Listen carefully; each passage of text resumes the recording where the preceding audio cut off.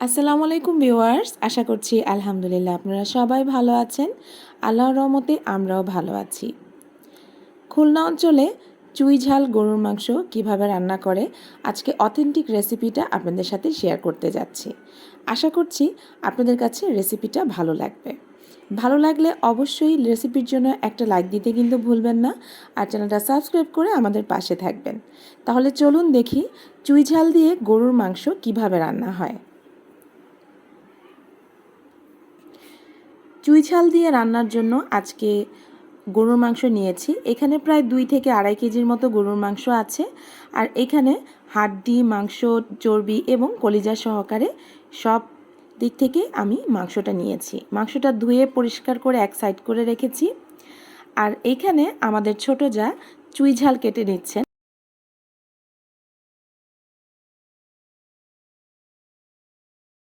চুই ঝাল গাছের ডাল।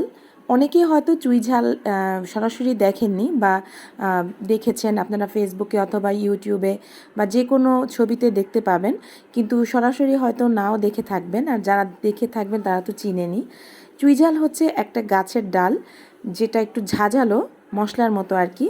আমরা যেরকম দারচিনি খাই প্রায় ওই রকমই, কিন্তু তার থেকে আরেকটু ঝাঁঝালো। তো সেটাই একটু মোটা ধরনের ডাল নিয়ে আসা হয়েছে বাজার থেকে আজকে মাংস রান্নার জন্য। তো গাছের যে ঝালটা সেটা অল্প একটু ছাড়িয়ে নিয়ে ছোট ছোট করে পিস করে নেওয়া হচ্ছে, দেখতে পাচ্ছেন। এটা আমরা আজকে গোশ রান্নায় ব্যবহার করব। তো যেহেতু আমি এটা কাটতেও পারি না, আর কখনো এটা দিয়ে চুই ঝাল দিয়ে তেমন একটা রান্নাও বেশি করিনি, তো আমাদেরকে আজকে কেটে দেখাচ্ছে, প্লাস রান্নাও সম্পূর্ণ করে দেখাবে। ছিলে দেখতে পাচ্ছেন ছোট ছোট করে পিস করে নেওয়া হচ্ছে, আর এগুলো পিস করে সুন্দরভাবে ধুয়ে নেওয়া হবে রান্নার জন্য।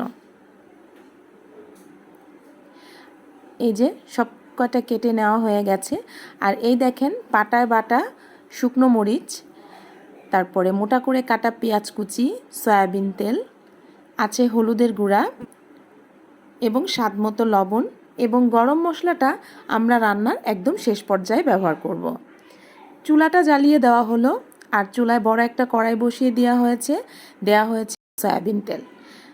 আজকে মাংসে কোনো প্রকার পানি দেওয়া হবে না, কষানোর উপরেই কিন্তু মাংসটাকে রান্না করা হবে।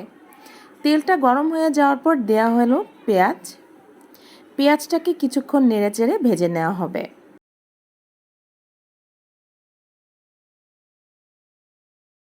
পেঁয়াজটা একটু লাল হয়ে আসলে দিয়ে দেওয়া হলো বাটা শুকনো মরিচ, এরপরে আদা রসুন বাটা, দেয়া হলো জিরা বাটা, এরপর স্বাদমতো লবণ। আমার যা কিন্তু এখনও এখানে হলুদের গুঁড়া ব্যবহার করেনি। হলুদের গুঁড়াটা ওনারা নাকি রান্নার একদম শেষ পর্যায়ে দেয়। তো এ পর্যায়ে দিয়ে দেওয়া হলো চুই ঝাল। এখন ভালোভাবে মশলাটাকে কিছুক্ষণ নেড়েচেড়ে কষিয়ে নিতে হবে।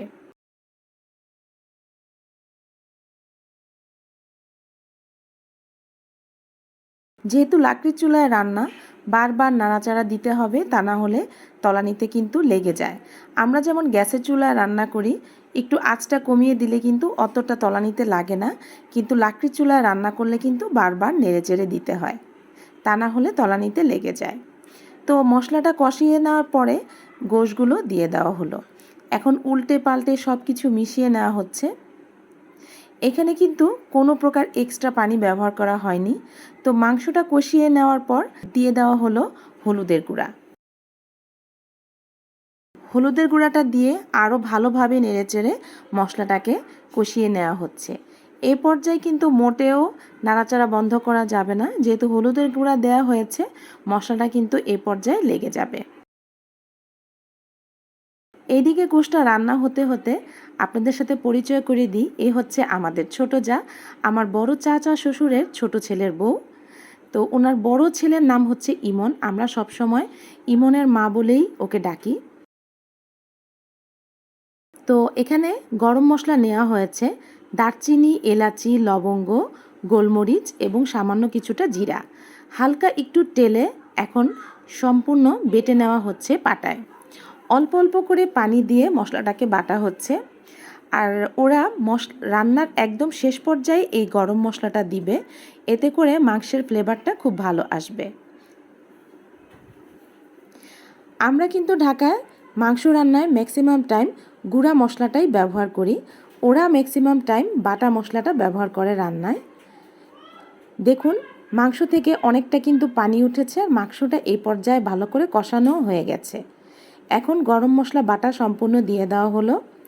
এখন নেড়েচেড়ে শুধু রান্না আর রান্না। মাংসটা এ পর্যায়ে অনেকটাই সেদ্ধ হয়ে গেছে।